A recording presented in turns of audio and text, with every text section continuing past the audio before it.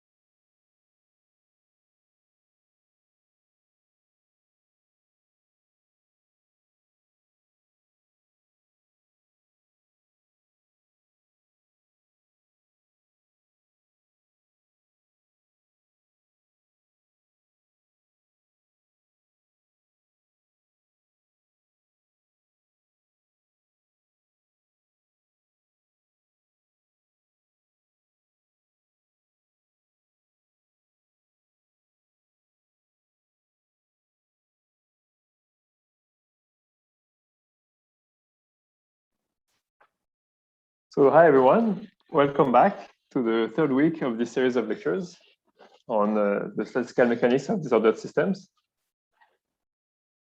So the first thing I would like to do is try to wrap up the main message I would like all of us to remember from all of our work of the last 2 weeks. And for me, the most important thing is that we remember this result that I call the convex selection principle that we have seen last time. So I wrote it again here on the slide. So let's go through it together one more time. So the statement is that if we have a function which is it should say RD here, which is convex, so jointly convex in these two variables, and such that when we set t equals 0, the function we obtain is C1, and also such that each time we touch it from above, so touching from above by a smooth function means there exists phi and a point such that f minus phi has a local maximum at this point tx. So whenever this happens, whenever we touch from above with a smooth function, then at the contact point, actually the equation is satisfied by this smooth test function. If all of this happens, then f is a viscosity solution to the equation. Okay.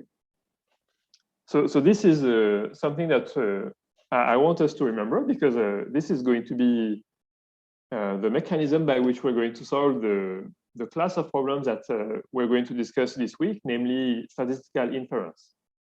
But just to perhaps completely close the conversation on the Curie-Weiss model first, let me also remind you that using this result, we prove the following statement, that if we denote by Fn the free energy of this generalized Curie-Weiss model, and if we assume that that when we set t equals 0, this function Fn of 0, comma h converges to, let's say, psi of h.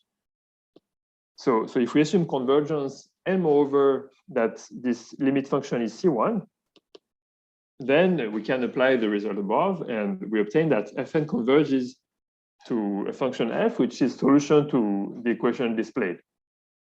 Okay, and separately from that, we know, because of this Hopf formula, that because the initial condition is convex, we can write the solution using this in this variational way, and that recovers the result we initially got using large deviations. And perhaps it's so in fact here I'm already kind of, so there's a question in the chat about whether it's enough to have the statement on the dense set. In some sense, last time I stated a theorem that was talking about a dense set of points, and then a corollary that speaks about touching the function from above. And we prove the corollary by explaining that this set of contact points is dense. Okay, so in some sense, this is already a post-processing of what last time we had called convex selection principle. And we will, yeah, so this will be enough for us. It's like every contact point will do. In some sense, these contact points are extremely nice for us. They are designed to be as nice as possible. So we don't need to further wonder if we can remove a small set. Yeah, thanks for the question. So as usual, feel free to ask questions in the chat.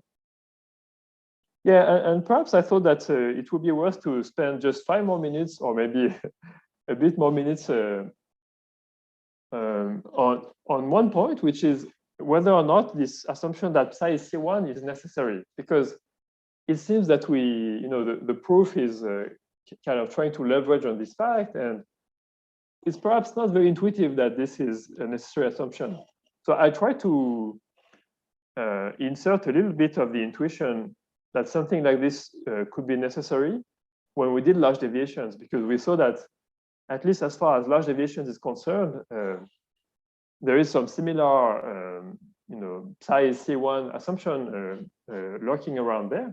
And we argued that it was a necessary assumption.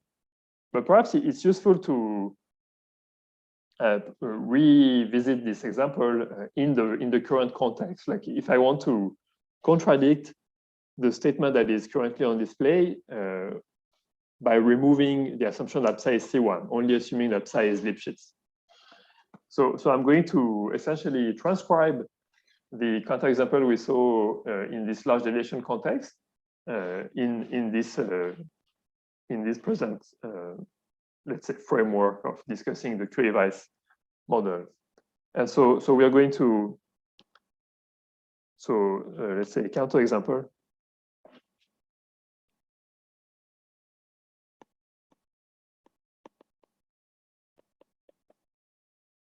If psi is only C1, it is only Lipschitz. Sorry.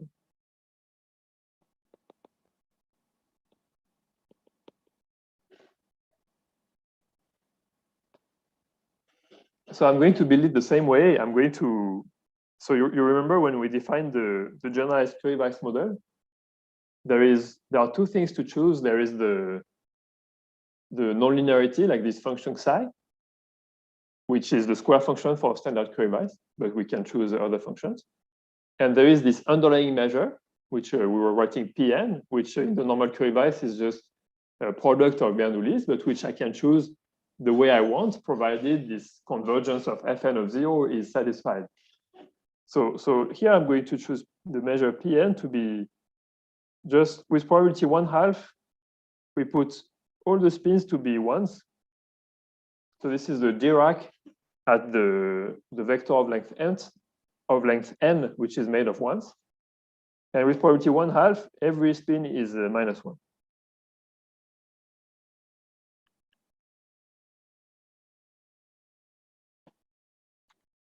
Okay, and I'm going to, for this function psi, I'm going to take the minus square function. It's this one which I used as a really, let's say, a prominent display of the fact that there could be issues with the approach using viscosity solutions. Okay, so let me, because the measure is so simple, it's only charging 2 points, and on these 2 points we can compute everything explicitly. On this example, we can explicitly compute what is the free energy. So in this case,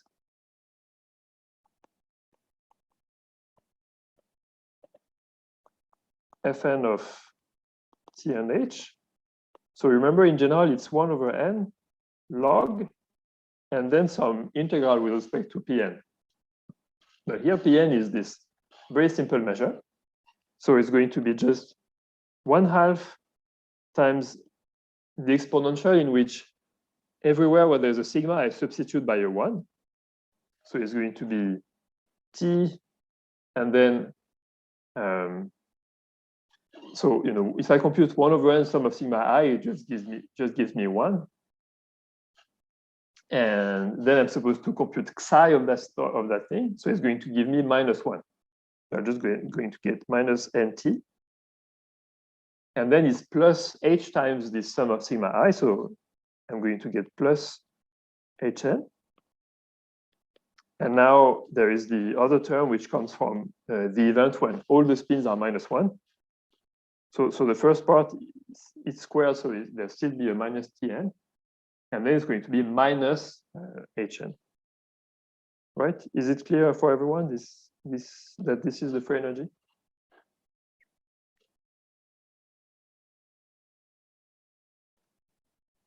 Okay, so let's think about how this behaves when n goes to infinity. So first of all, there is this minus Tn, which is on both terms, so we can factorize it. Then we take the log, we divide by n. So it will remain in the limit. There will be this minus T. Oops. Okay. And now we have to think about this H part. So let's now ignore, formally you said T equals 0 if you want, like now it's gone out of our computation. So we have exponential of Hn plus exponential of minus Hn. So let's say H is positive, then exponential of Hn will be vastly dominant. So we're going to get, so after we take the log and we divide by n, we're going to get just H. Now if H is negative, the other thing that will happen is the minus H which will dominate. So overall it's H when H is positive, it's minus H when H is negative. So overall it's the absolute value of H which remains. Okay, so that is the limit for energy.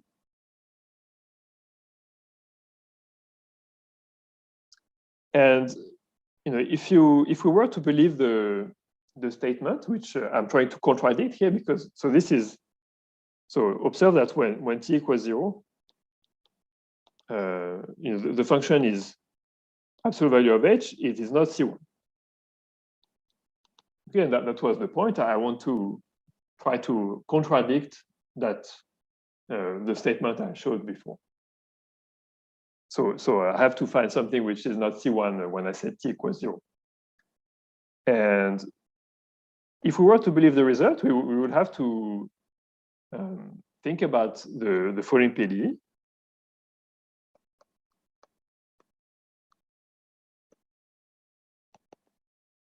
So DTF, and then the nonlinearity is minus the square function. So I'm going to write plus DHF squared equals 0.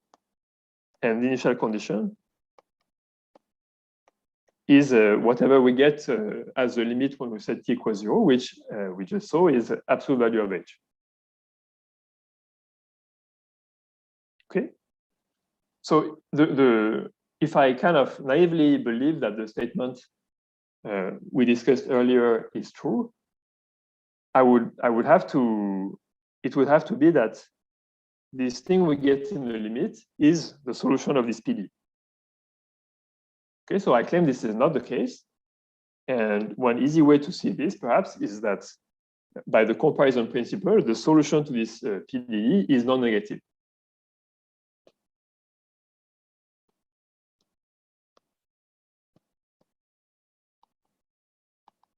Okay, because the 0 function is a solution, and initially our solution is non-negative.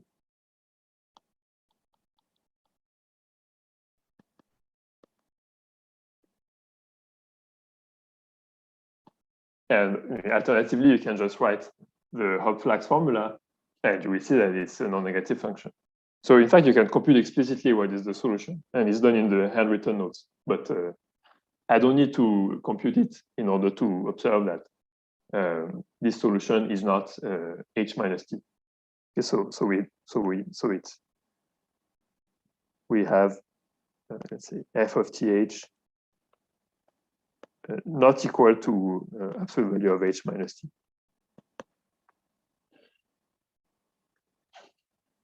And you see that this function, okay, so observe also. So this is already a counterexample to this consequence I displayed earlier. Okay, and in particular, it contains a counterexample to this main theorem, to the convex selection principle. Okay, so observe that the mapping, I mean, this solution, this absolute of H minus T, is convex, is jointly convex in its arguments.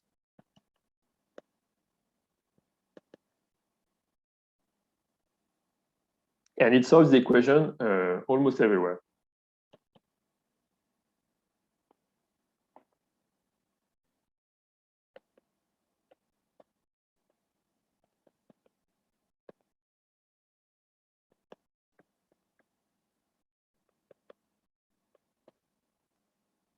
Okay, this is, if you differentiate, like, except when H is 0, if you differentiate in H, the derivative will be +1 or -1. And if you differentiate in T, it's going to be -1. So the equation is satisfied at every point of differentiability. So here is this is a counterexample.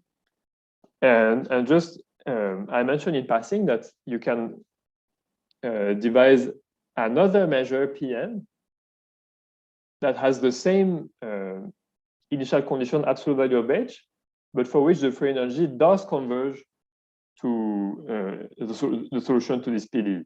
This is also explained in the handwritten notes. So it means that if you want to, like, if you get away with, like, if you're considering a situation when this initial condition is not C1, then the limit free energy will not be a function of the initial condition. There will be situations in which you have the same initial condition, but the rest of the limit free energy is different, depending on the model.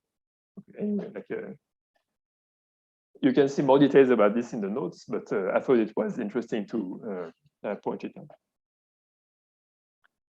All right, so there are questions. Let me see.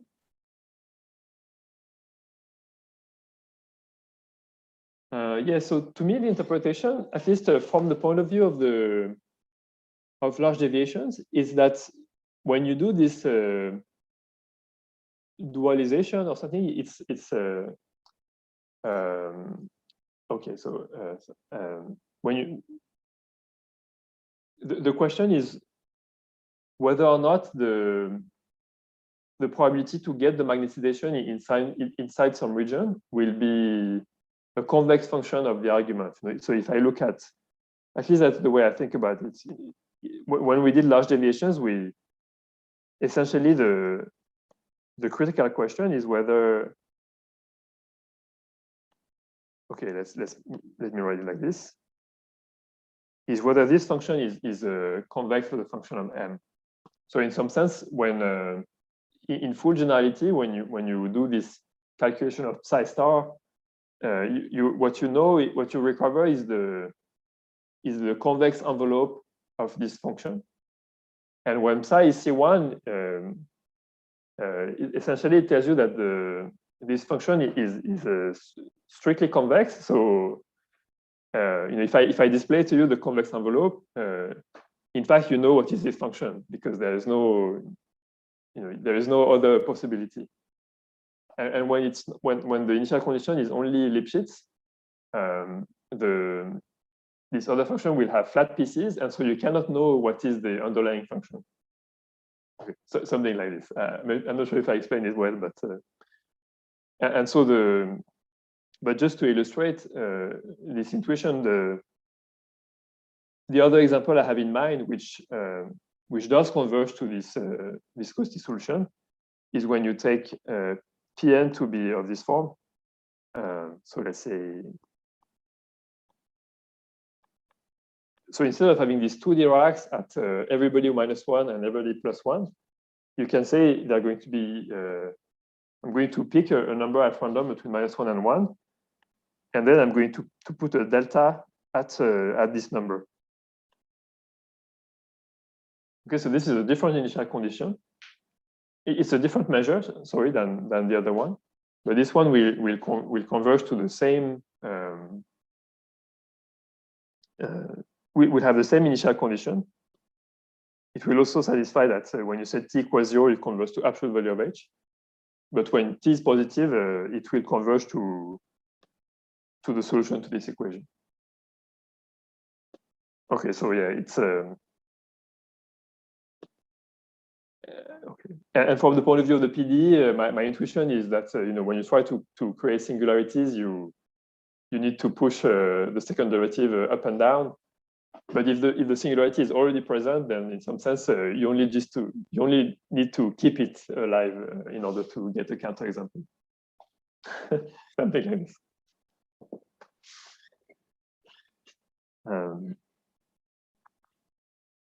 All right.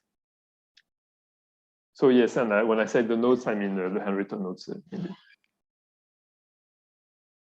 Cool. Yeah. So if there are no further questions, then I'm going to start speaking about this perhaps a more interesting topic in which there is no large deviation lurking around, which allows us to solve the problem easily. And this is going to be these models coming from statistical inference. So I think it's chapter 5.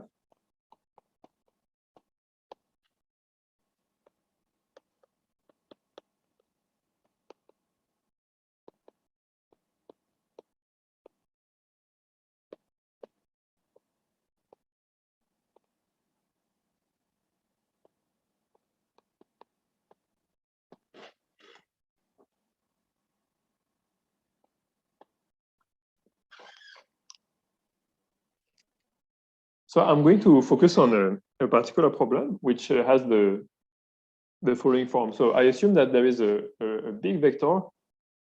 So let's say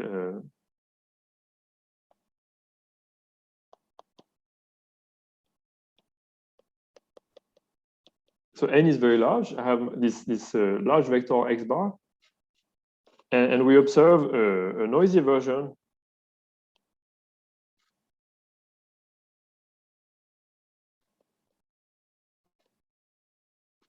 of the matrix x bar transpose. Okay, I put a star to denote the transpose. Okay, so more precisely, we observe something like this.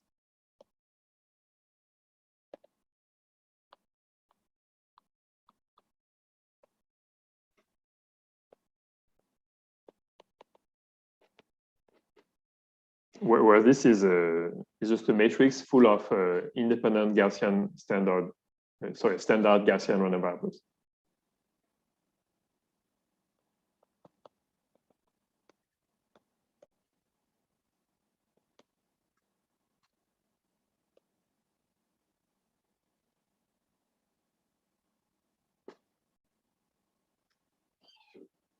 Yeah, so star is the transpose.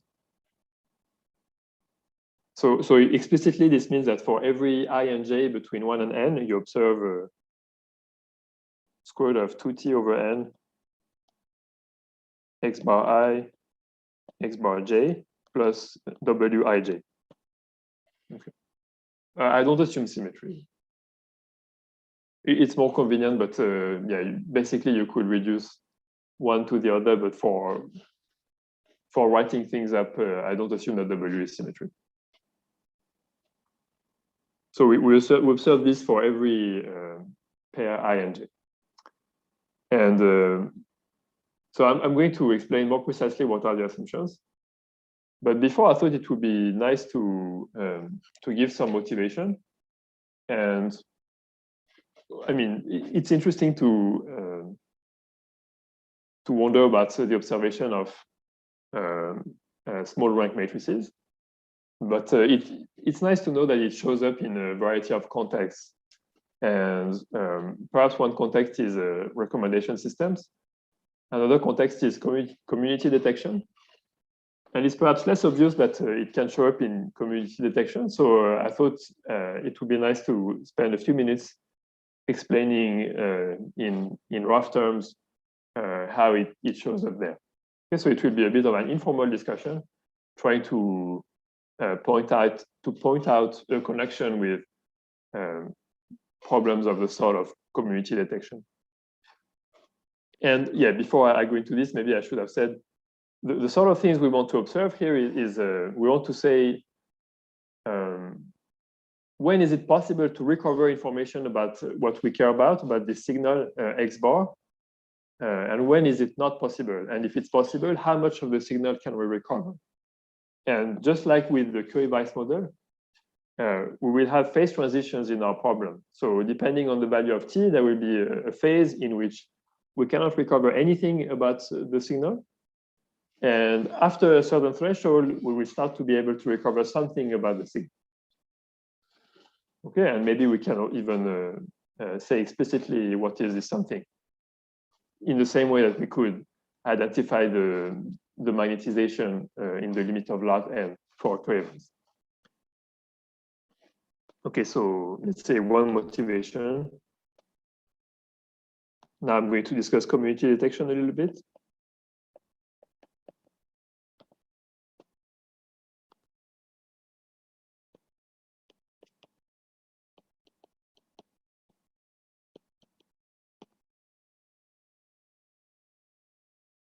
So I'm going to take a few minutes to think about a problem of community detection and try to informally draw a connection between this question and the question I just described.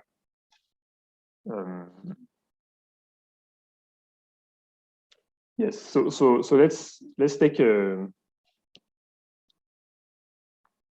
model with two communities. So the nodes are individuals, if you want. They are indexed from 1 to n, and just like in the first lecture in the introduction, I'm going to assume that there are two communities, and let's say they have equal sizes. So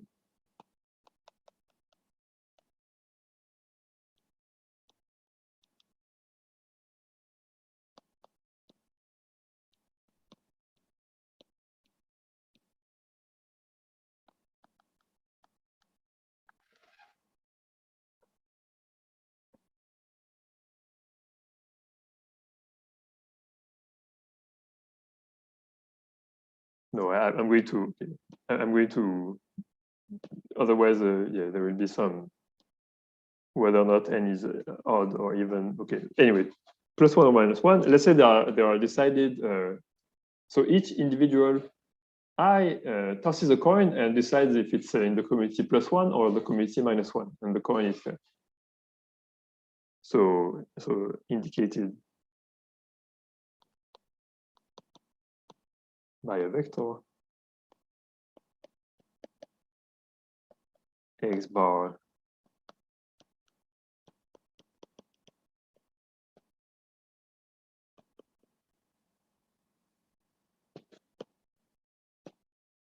of IID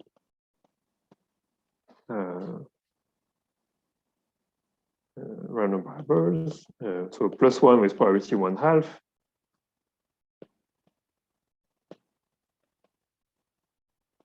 And -1 with probability 1/2.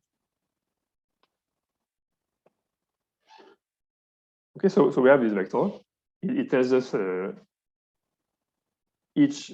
whether each index I is in community +1 or in community -1. But we cannot observe this vector directly. So what happens is that these individuals will form connections between each other, and they will prefer to be connected with people of the same group, let's say. So we draw an edge between I and J.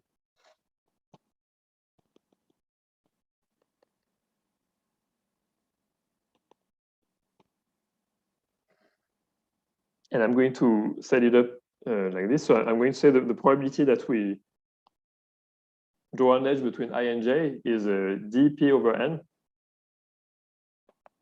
if x bar I equals x bar J, and is dq/n if x bar I is different from x bar j. And I'm going to fix p plus q equals 2. And the reason I do this is that in this way, the average degree of a node is approximately d.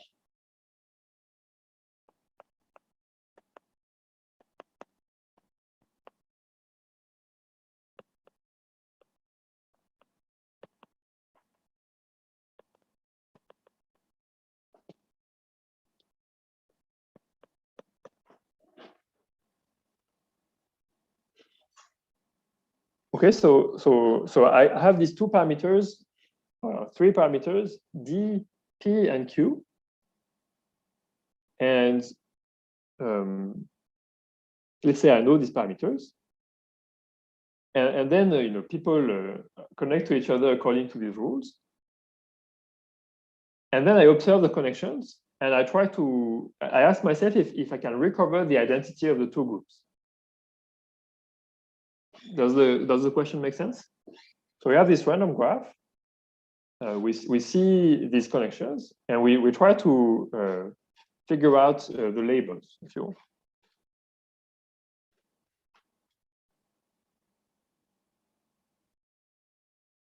Where is 2d equals n? No, 2d is not equal to n. It's just that approximately each node has n over 2 other nodes in the same group.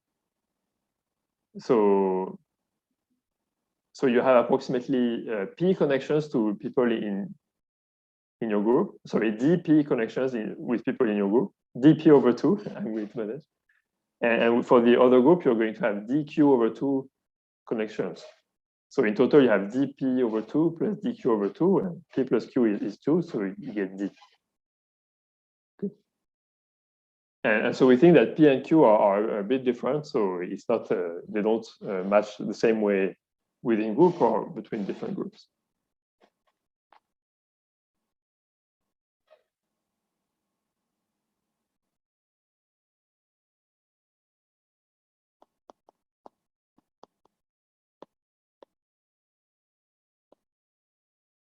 If you want, it's like an Elder-Schwenny graph, but there are two communities.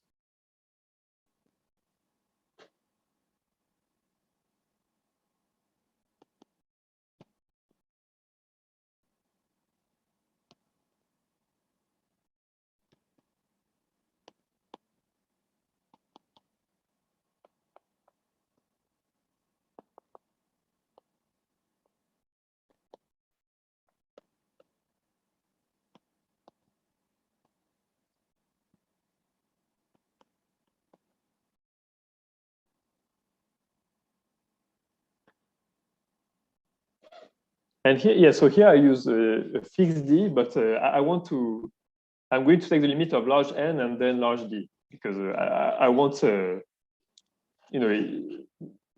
things I talk about are mean field in some sense, so I want that, so at least in some sense, in fact, there are lots of connections. So at some point, I will want to let d go to infinity, just so you know. So what happens? So for each pair, ij, we can, we are monitoring if there is a connection between I and j, and this observation is a Bernoulli random variable with a certain. So we observe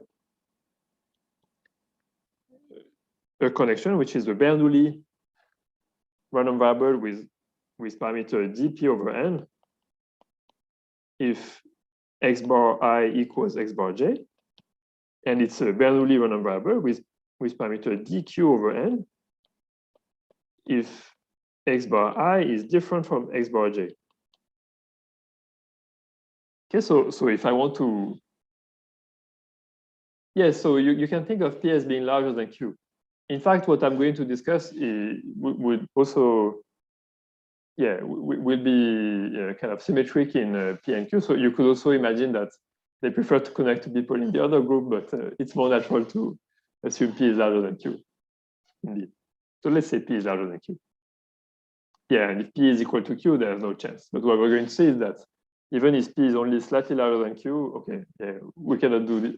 Okay, I just want to draw the connection with with the first question, but we'll see that when P is equal to Q, there is no signal indeed. So if I want to summarize this in just one line, instead of writing if, I can write it the following way. So I can write D P plus Q over N plus D P minus Q over N times X bar Xj, X bar I, X bar J. Okay, because when this is 1, I get dp over n, and when the same thing is -1, I get dq over n. Okay, and these are the only two possibilities. Okay, so this is the random variable. And now the thing which here I'm just going to wave my hands about the fact that this is plausible.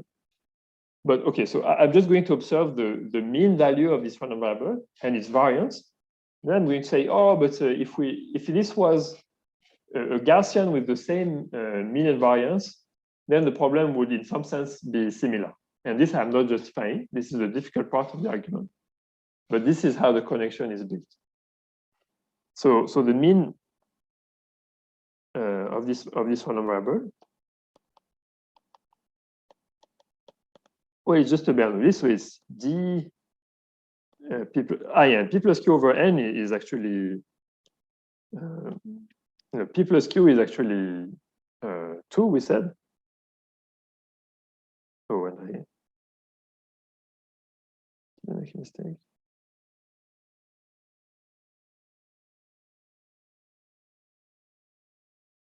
No, that's fine. So sorry, I just had a little pause. So P plus Q is 2, so it's 2D over N plus dp minus Q over N times X bar I, X bar J. And the variance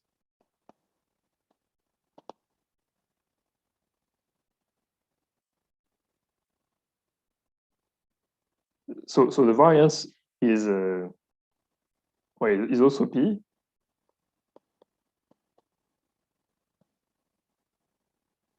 But I'm going to argue that as far as the variance is concerned, I can neglect the lower order part. Okay, so I have to explain what's going on here. So in the mean, this thing is a constant. So if I tell you that I observe a constant, like the only informative part here is this part. You want to know about X bar I, X bar J. So if there is a constant around, it's not really useful for us to learn about X bar. So I'm going to just ignore it when I look at the mean value. And that's why here I don't neglect it, because this is just, like the real random variable I should look at is this Bernoulli minus 2D over N, if you. Okay, and this is what I should think about. And then the mean is without this constant. Okay. So we ignore. In terms of recovering X bar, this is not going to be useful. And now the variance, on the other hand, is really, there is really this amount of noise in the variance. And yes, yeah, okay. So we're going to see in a second that the other term is of lower order. So I'm not writing it in the variance. Okay, so this is I wave my hands some more, but let's just assume this is indeed negligible.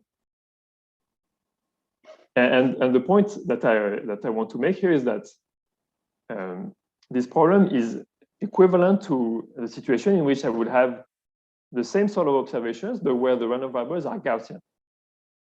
So similar to observing D P minus Q over N X bar I, X bar J, plus this amount of noise, so square root of 2D over N times, I just put a standard Gaussian, Wij.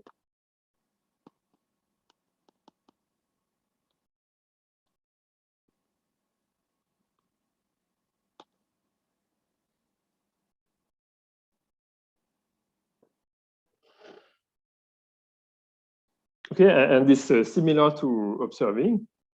This is what I don't justify, but this is, if you want to make it rigorous, it's not straightforward. And it's the sense of this is in the limit when n goes to infinity, and then d goes to infinity.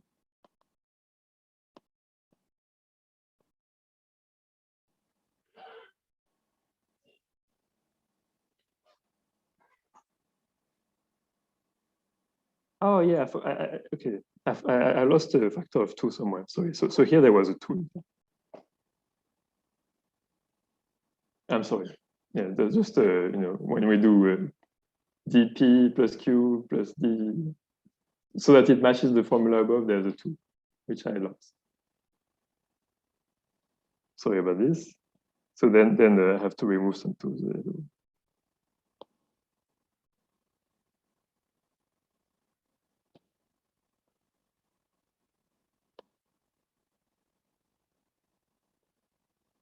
All right. Yeah, sorry that.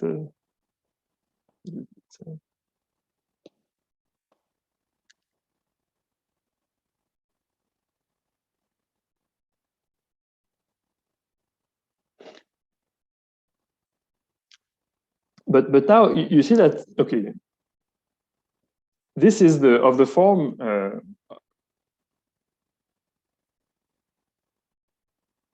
Yeah, no, t is multiplying. So this is of the form of the problem initially posed. So initially it was square root of 2t over n, x bar I, x bar j, plus w. And I want the current problem we're discussing to stabilize around this. So what I would like to do is renormalize this. I could just divide everything by square root of d over n, so that it's so that it looks like the original problem I discussed. Okay, there is no factor in front of the w. And in this case, I see that what I would like to keep fixed is so I would like that square root of d times p minus q remains of order 1.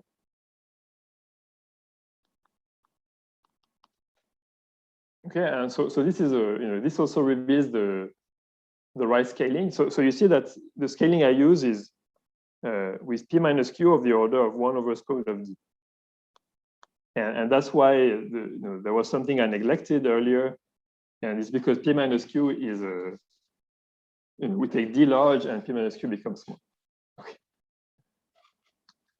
Okay, so lots of things have been going on, but I wanted to explain this because I think it's interesting to have in mind this problem source, let's say, because part of what has been driving our recent activity is to consider marginal versions of this question of trying to understand what we can recover from x bar, observing x bar transpose plus some noise. Okay, so I hope I gave some sort of sense of why community detection can perhaps be related to observing a rank 1 matrix plus some amount of noise, because in some sense, up to approximations in some place, this is what shows up. It's also related to a question that someone asked very early on. I think, when I introduced spin glasses at the beginning, the noise is Gaussian, and someone asked, what about if the noise is not Gaussian? And I said, but you can verify in advance in some sense that as long as the noise has the same first and second moments, the limit free energies will be the same. And I have not explained why this is true, but here I'm using the same sort of argument that if we match the first and second moments, then things will be fine. And yeah, it's a nice way for me to point out that you can imagine more complex models than this.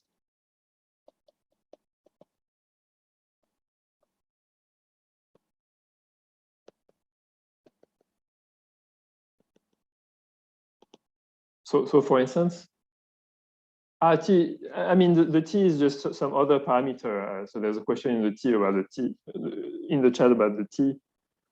It's just there will be some correspondence between the parameters in the community detection problem with some T for some well-chosen T. That's all I mean. It's just you can do a matching. It will depend on what the square root of D times P minus Q converges to when you send it to infinity. Yeah, and you can imagine more complex models because it's possible that the community structure is more involved than just having two communities. Maybe there are more communities and they like or dislike each other in some complex ways. So maybe more communities.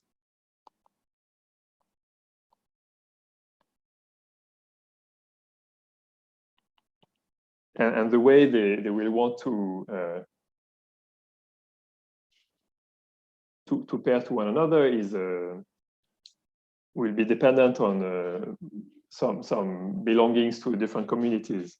So there's a question about why do I have square root of D over N here? This is because I want to match that the variance is D over N. Okay, so I put this square root of D over N. Yeah, I'm sorry that I was a bit quick. I thought, yeah, I thought it was simpler to explain, and I'm realizing it is now. But okay.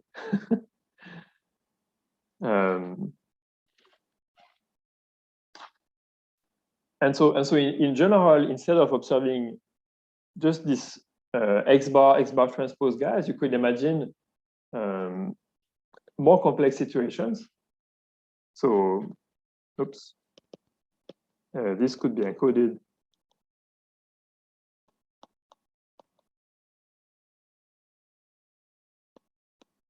by a matrix, say big X in R. I'm going to do N times K. So let's say capital K is fixed and is going to encode the number of different groups. And and we can still assume that so each individual is going to be represented by a row in this matrix. And in this row, there will be K coordinates, and maybe it will tell us, you know, this individual number I belongs to community 1, does not belong to community 2, does belong to community 3, etc. And so we can, you know, record the belongings by just using a vector of xk for each individual. And then the way the connections will be drawn will be according to, you know, some computation that involves the belongings of individual I and all the belongings of individual j. And so in this case,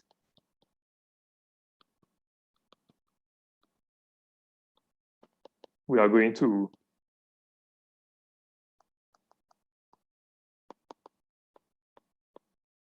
observe a noisy version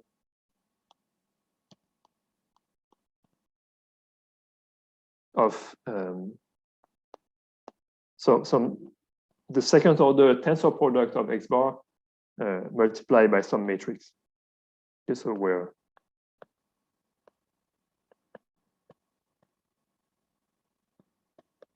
which I think of as a matrix in n squared times k squared.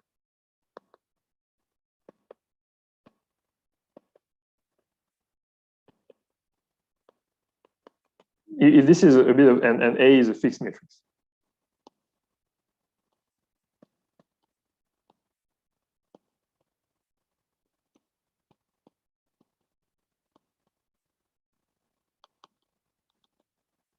So I'm going a bit fast here. I don't want to explain in details what this tensor product is, or I would just like that you have some sense of which class of models this specific model I'm going to focus on belongs to.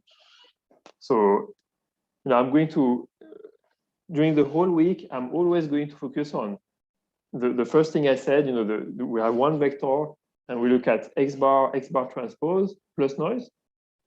But I just would like that, I would just like at the beginning of discussing this to give some sort of sense of the class of models that in which this belongs. Okay, and this is perhaps the largest class if we stick to order 2. And then, once you have decided that this makes sense, you could also consider a higher tensors. Instead of order 2, you could say, why not order 3 or order 4? So, or even more generally.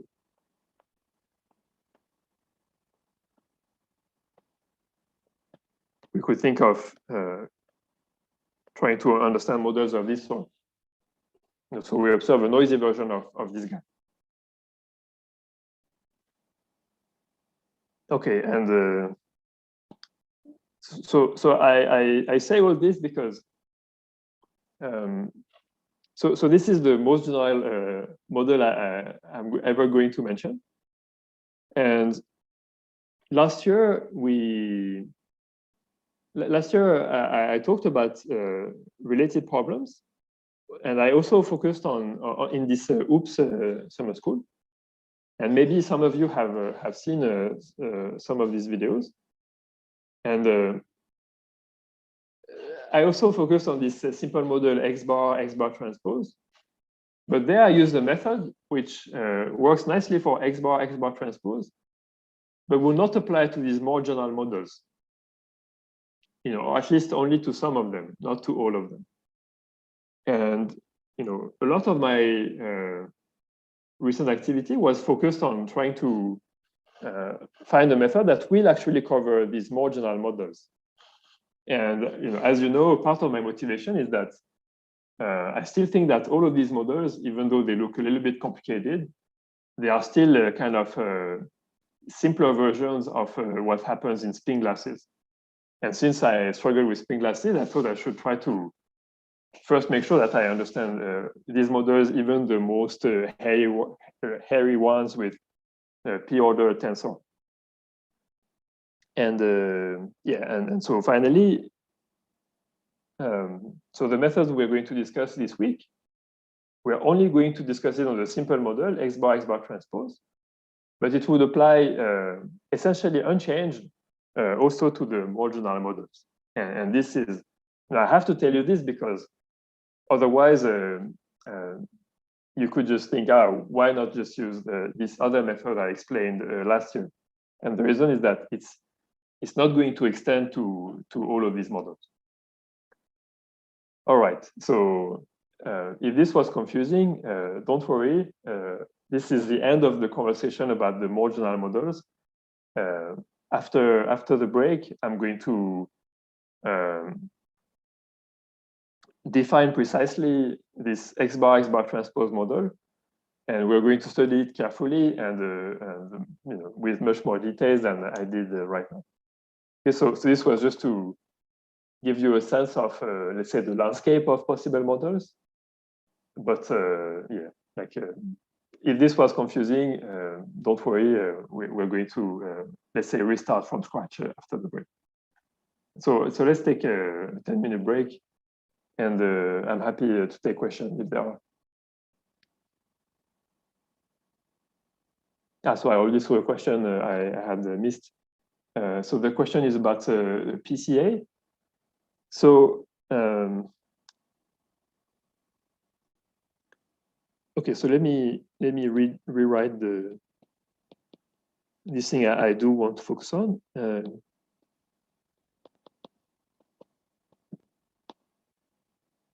So perhaps one question you can ask is, I'm going to end up answering the question, but I'm going to make a little detour, which I think is interesting. One question you can ask is, why is there 1 over square root of n? Like, why is this the correct scaling? And perhaps you can make some arguments about trying to count the number of observations, the signal to noise ratio, and doing some heuristics that suggest this is the right scaling.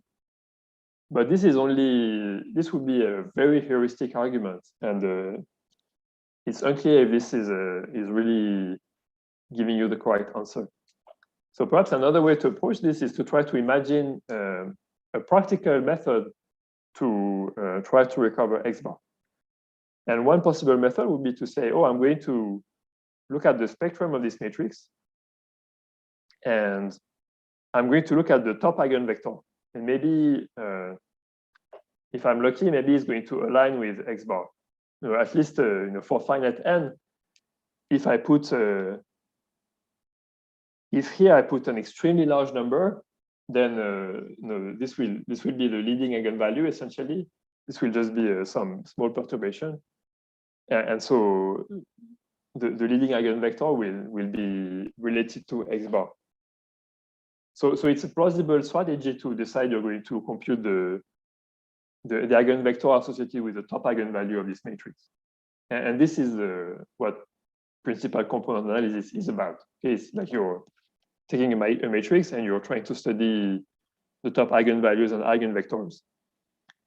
And I think this is a useful thing to think about, because at least if you know about random matrices, then this matrix W, so it's full of independent Gaussians. And okay, so let's assume for a second that it's symmetric, because it's more classical to study the symmetric version. You can make this symmetric. It's not. Yeah, it's an easy manipulation. So, what I want to say is the spectrum of this matrix W will be between -2 square root of n and 2 square root of n. So the spectrum will be essentially this interval. I mean, it's a discrete spectrum, but okay. If you rescale by square root of n and you let n go to infinity, the spectrum will be -2, 2. And this vector X bar, it has length square root of n, right? Because it's made of coordinates which are all of order 1.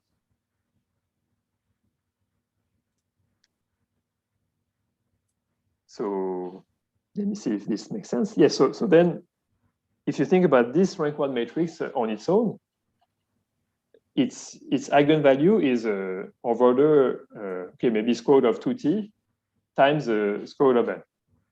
So maybe I can write it exactly. It's going to be square root of 2t over n times the norm of X bar squared, and this is of order n. Okay, so we see that we match the same scaling in terms of where the eigenvalues are located. So from this simple calculation, we see already that if t is sufficiently large, so that this value is actually outside of the spectrum, we see that at least the eigenvalue will be tracking this extra signal. Okay, I mean, you have to do some matrix arguments to see this, but I think it gives a good sense of the fact that when t is sufficiently large, by doing this PCA, by principal component analysis method, we're going to recover something about this X bar. And perhaps when t is very small, on the other hand, this thing will be kind of hidden in the middle of the spectrum, and maybe it will be hard to recover something about X bar. Does that make sense? Or?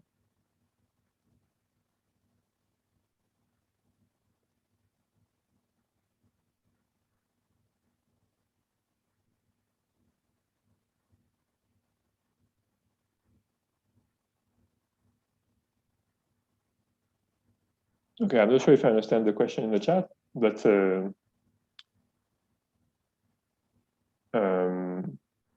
we use the Hopf formula. So in the Curie-Weiss or generalized Curie-Weiss models, we can always use the Hopf formula because this relies on the fact that the initial condition is convex, and the initial condition is always convex. Yes, because 1 over n, I mean, this Fn function is always convex in its arguments. So whatever the xi is, we can always use the Hopf formula. Okay.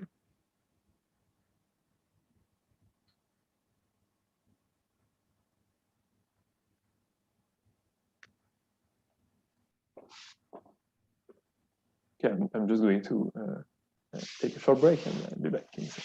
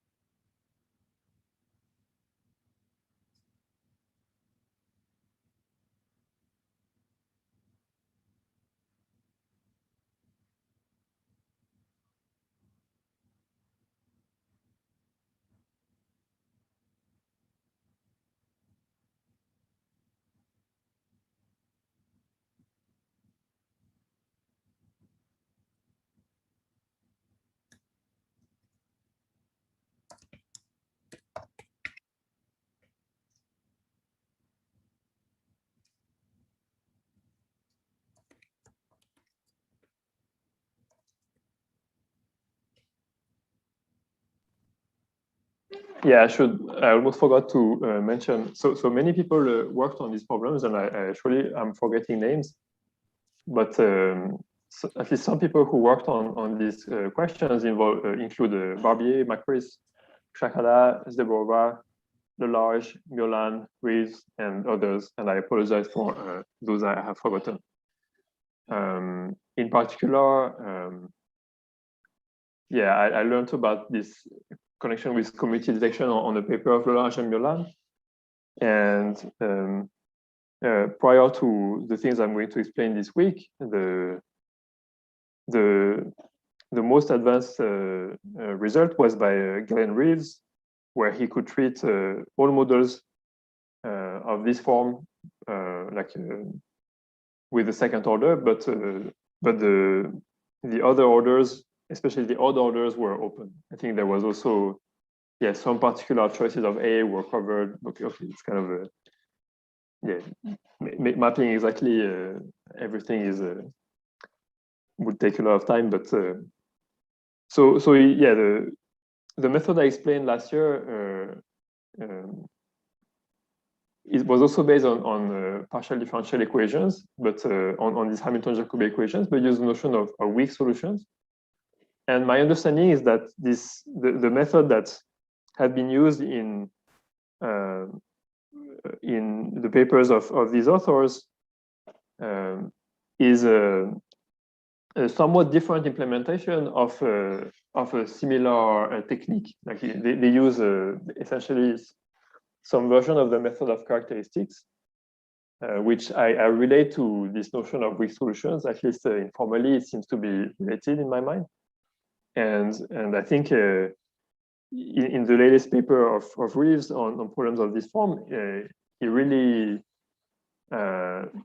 pushed this method to its furthest reach, in my opinion. So there's really, if you really are careful with this method, you can go quite far, further than what one would naively think. But in the week that we are going to spend on these problems, we're going to discuss a method which in my opinion, so which solves all these problems at once without even thinking much about it, and it's based on this alternative approach that uses viscosity solutions. And this is a joint work with Hongbin Chen and Jiaming Xia. All right.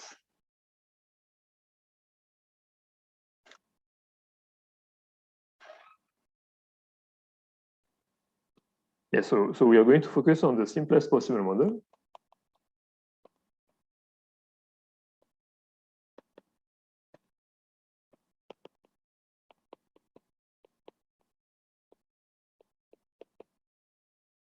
But I claim, and you just have to, I hope you will believe me, that the strategy we're going to use just extends not immediately, but extends indeed to the most general problem you can think about in this context. So we observe, I'm just going to restate it. I'm going to call it Y, square root of 2t over n, x bar transpose plus W. So where x bar 1, x bar n is the vector of IID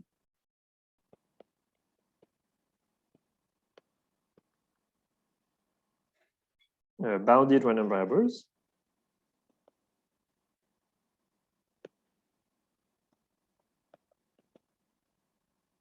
And below, I'm going to write Pn as before. W is our matrix of Stendhal Gaussians.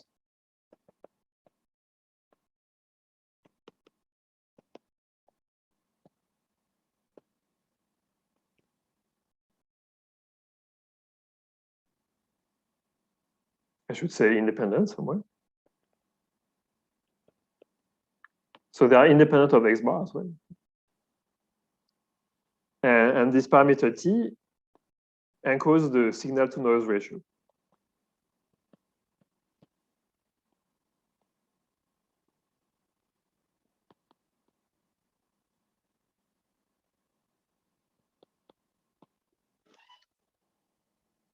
Make sense?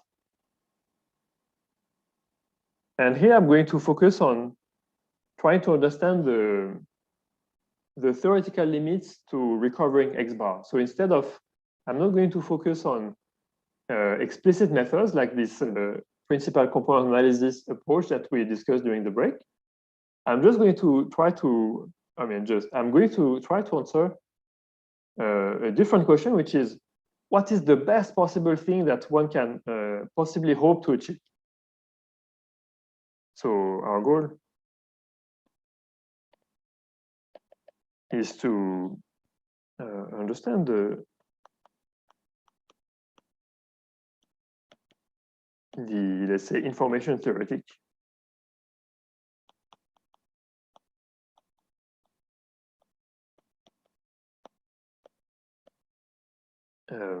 limits to the possibility of recovering information about x bar.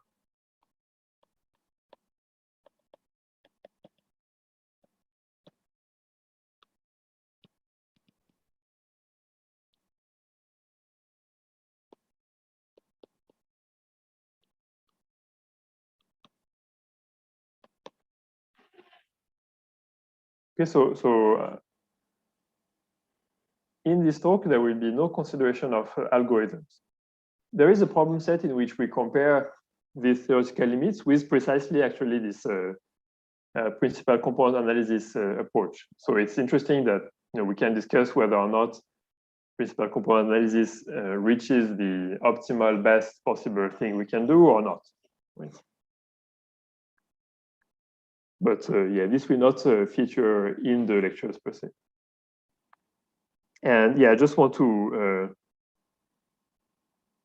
a little reminder. So I'm going to try to imagine that we take the best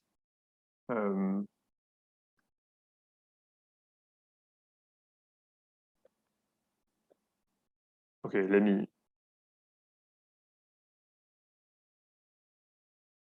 let me state the reminder first. And then, so let's say if I have a function in some L2 space of the probability space, and F is some sub-sigma algebra.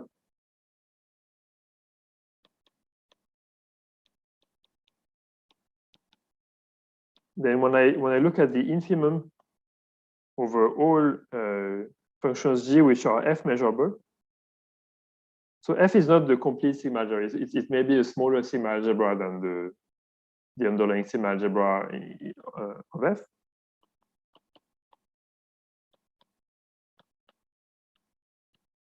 If I try to find the best F measurable approximation of a function in this L2 sense, then this will be the conditional expectation of F given a script F. Okay, is achieved for G equals the conditional expectation. Okay, I encourage you to verify this. It's a simple exercise using the definition of conditional expectation. You can even think of it in geometric terms. You're doing an orthogonal projection, and there are some orthogonality properties involving the conditional expectation. So in our context, we want to recover information about X bar. And what we observe is this observation Y. So in some sense, what we want is to find the best Y measurable function that approximates X bar. Okay, so we are ready to consider any function of the observations. So it's any function of the observations is any Y measurable function. And we're trying to find the best approximation of X bar. So in our context,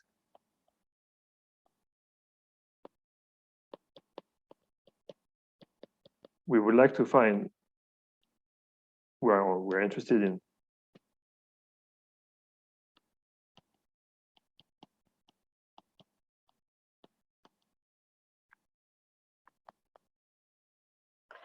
computing the infimum over, let's say, Z, which is Y measurable, of expectation of X bar minus Z squared. And so this will be achieved by, again, the conditional expectation. Okay, so X bar minus the conditional expectation of X bar given Y.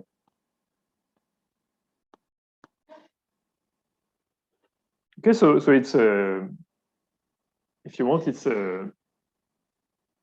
from a theory point of view, and in this L2 sense, the best possible guess you can make on X bar, given the observation Y, is the conditional expectation of X bar given Y. Okay, and I want to understand how good this function is. How close expectation of X bar given Y is to actually X bar. This is what I want to understand.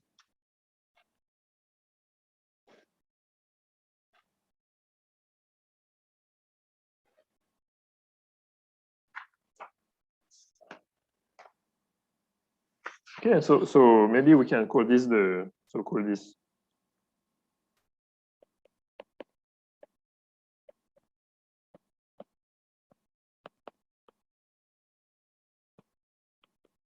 This is often called the minimal mean square error. Minimal mean square error.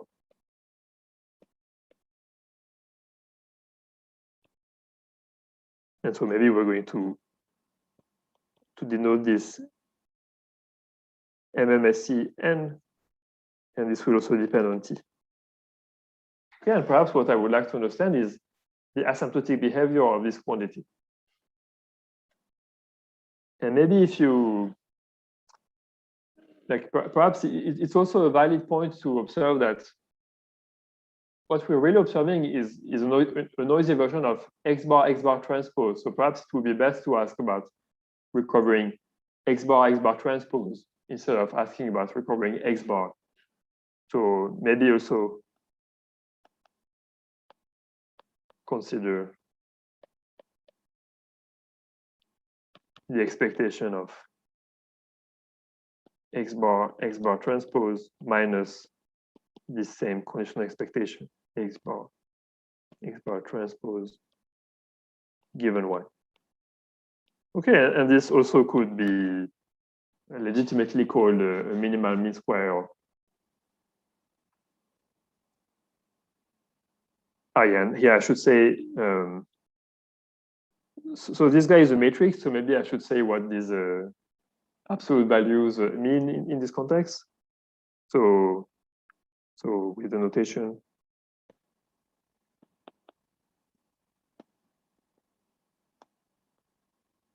it's just that you sum the square of the coordinates of the matrix.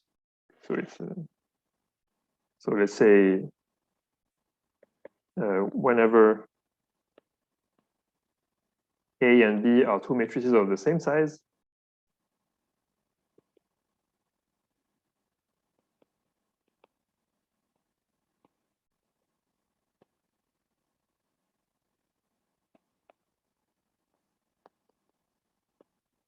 we're going to write A scalar B to be just the scalar product component by component, like, as if they were just vectors.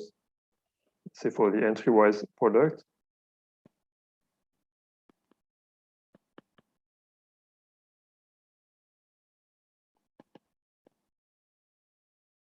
And then this thing is A scalar.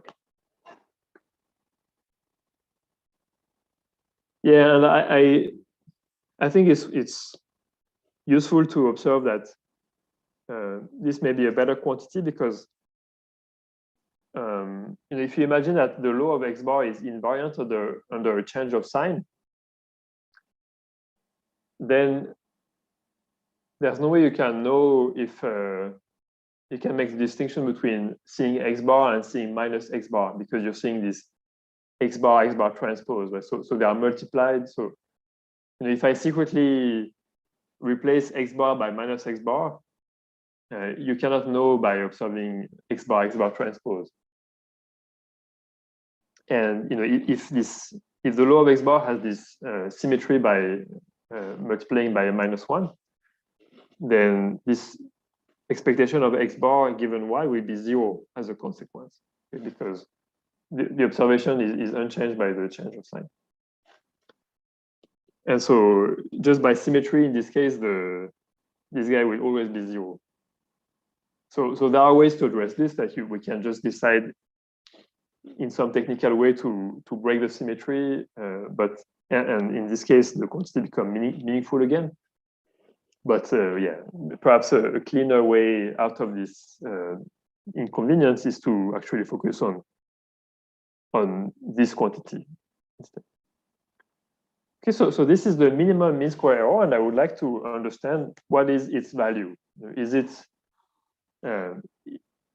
are there T's such that this is that there is just no information gain, like this thing is actually of the same order of magnitude as if I had computed expectation of absolute value of X bar squared? Are there parameters for which this is extremely small? This is what I want to understand.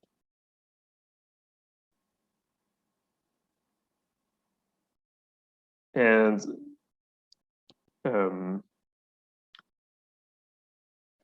this motivates the study of the conditional law of X bar given Y. Okay, so I want to understand more precisely what that is. And so we're going to, so let's try to write down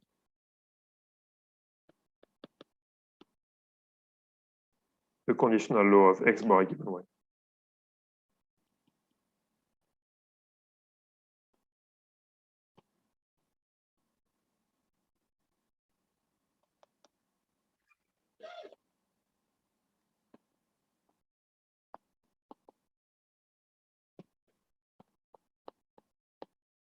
Okay, so this is I'm going to do an informal computation.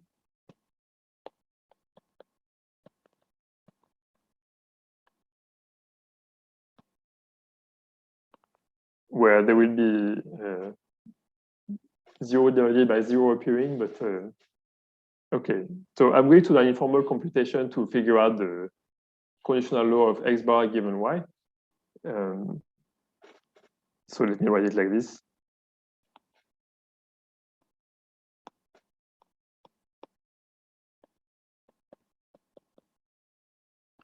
Yeah, I'm going to try to compute this and pretending that let's imagine that we discretize a little bit all of the variables so that all of this makes sense.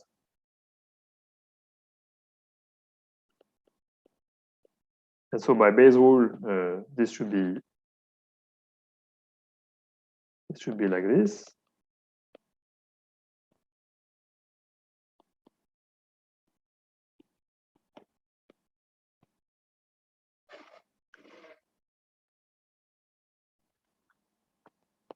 And then, okay, so in the numerator, the probability that x bar is equal to x,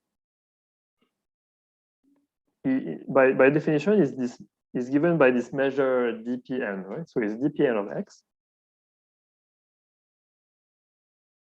And then if I have sampled x already, and I ask, what is the probability that to observe a particular realization of y? Then it's just about aligning the noise W so that I observe y. Okay, so the other term will be, and W is full of Gaussians. Okay, so minus, it's going to be minus 1/2 of y minus square root of 2t over n x transpose squared. Maybe I should write dy or something. Okay, so this is because let me write this in another color. This exponential thing is informally the probability that W is equal to y minus square root of 2t over n x transpose. Okay, this is what I'm writing. This event here is the same as the event that y is equal to little y, if you're already given that x bar is little x. Okay. So it's an informal computation. And then I have to divide by the probability that capital Y is equal to little y. And this should be the sum over, so on top is the probability that y is equal to little y and x bar is equal to little x. So if I sum over all possible x, I get the denominator. So I'm going to just sum over little x. I'm going to use a different notation, x prime, let's say.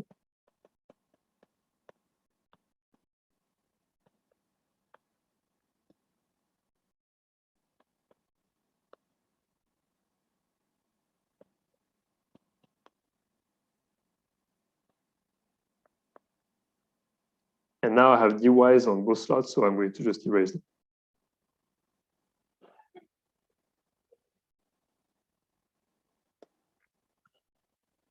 Okay, and this is not a rigorous computation. But yeah, in my experience, when I try to explain it rigorously, people find it more confusing than when I try to do it like this. But here is a rigorous statement that should convey the same information. So define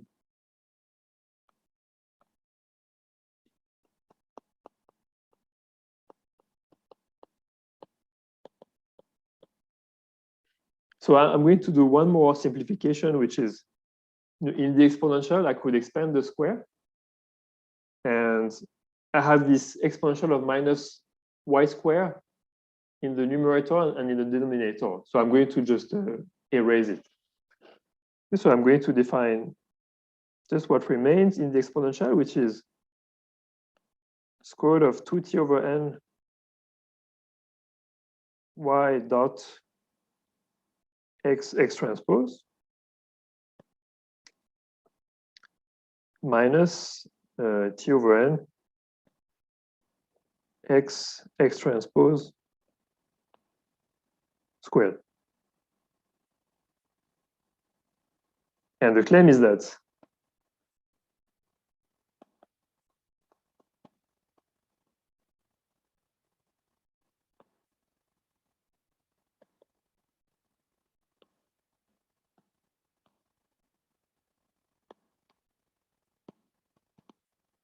if I compute the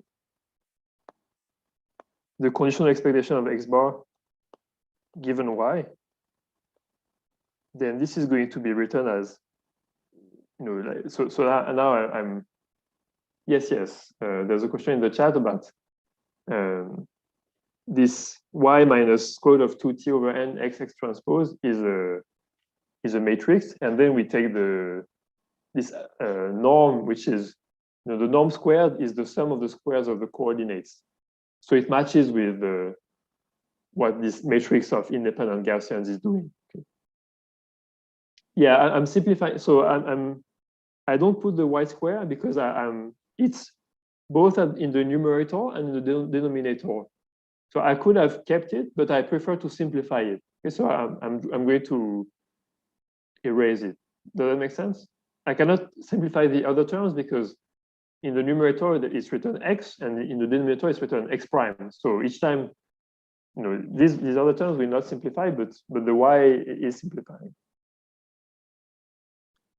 Okay, so I integrate this measure and I get so f of x exponential of hn0 tx dpn x divided by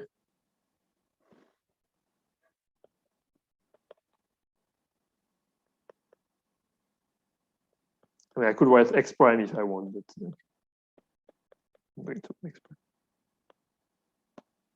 I could as well delete the prime, right? Because it's just an integration variable now. So let me delete it. Okay, cannot delete it without destroying the display. Yeah, there's a little 0 on top of h because very soon there will be an h, and I want the h to be, the h will stay with us for much longer than the h0. So I just have some notation for h0. So it's just some, maybe I could have called it h tilde or h hat. It's just some preliminary version of the true h, let's say. Does that make sense? So I did not justify it properly, but this is the like the last line is a valid statement and it's a true statement. Okay. The displays below are not rigorous statements. So it's possible to make sense of that display rigorously, right? It's just that in my experience, if I try to explain it rigorously, people find it more confusing than if I do this. So, and here it comes. This looks like a Gibbs measure. Okay, so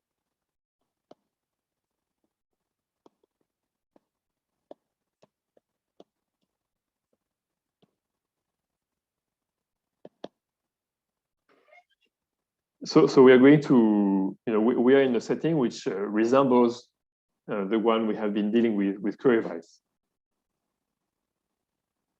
So one difference with Curie-Weiss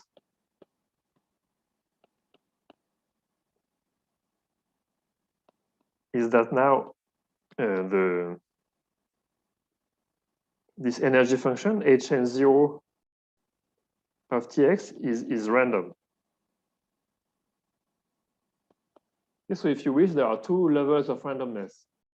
First, we pick x bar and the noise w, which defines for us this capital Y guy. And from this realization of the noise, we can define, like for each realization of the noise, we can define the measure that is displayed here. Okay, and So here is the notation we're going to use.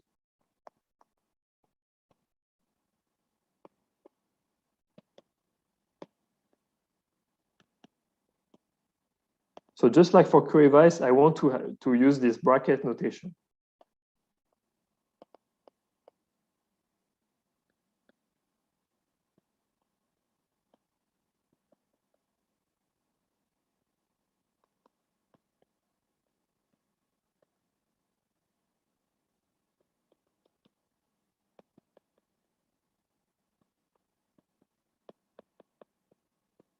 And it will be useful for us to remember sometimes that this is also the conditional expectation.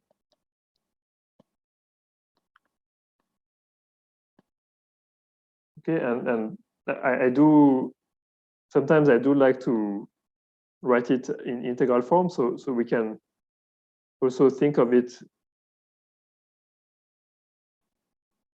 like this. So if we decide that this p x bar slash y is the conditional law of x bar given y, so it's a random measure, then this is what the notation means.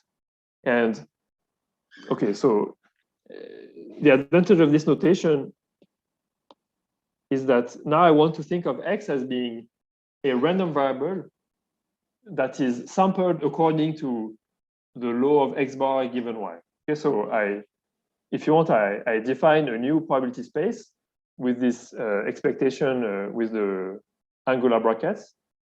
And in this new probability space, the random variable x is sampled according to the law of x bar given y. Okay. So I think it's a good time for me to stop. Thanks for your attention. I'm happy to take questions if you have any.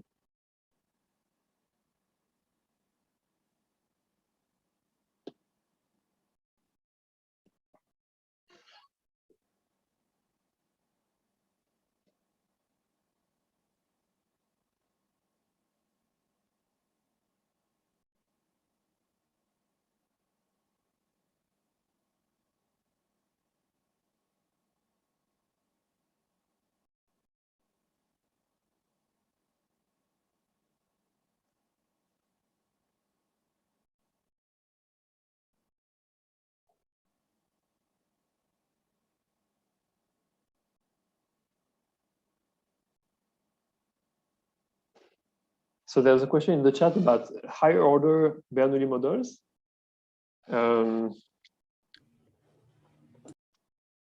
Maybe, I don't know if you want to clarify I can try to answer. I'm not sure if I completely understand the question. So when you have several communities, it's true that it will be, when you start to encode your problem in, when each individual is represented by a vector instead of just a scalar, then at the level of the set of parameters, you will have to use some higher dimensional version of this H that we were using for query vice. And so indeed, so there will be some Hamilton-Jacobi equation as before, but this Hamilton-Jacobi equation will be higher dimensional. And indeed, there will be threshold regions which are I know, like hypersurfaces in dimension D or something. But okay, please tell me if this did not answer your question.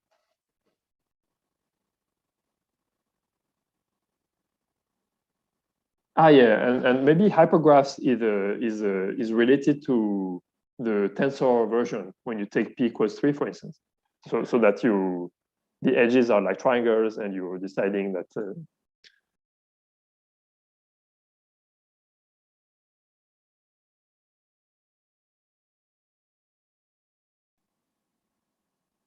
But in terms of the structure of the partial differential equation, the dimensionality will be only related to the length of the vector with which you encode each individual. And part of the thing that is nice with this way of approaching the problem, let's say, is that the initial condition is only a function of how you define these X bar guys. And the propagation of the equation is when you start to wonder if it's a hypergraph or what is the structure of the communities or what they are doing.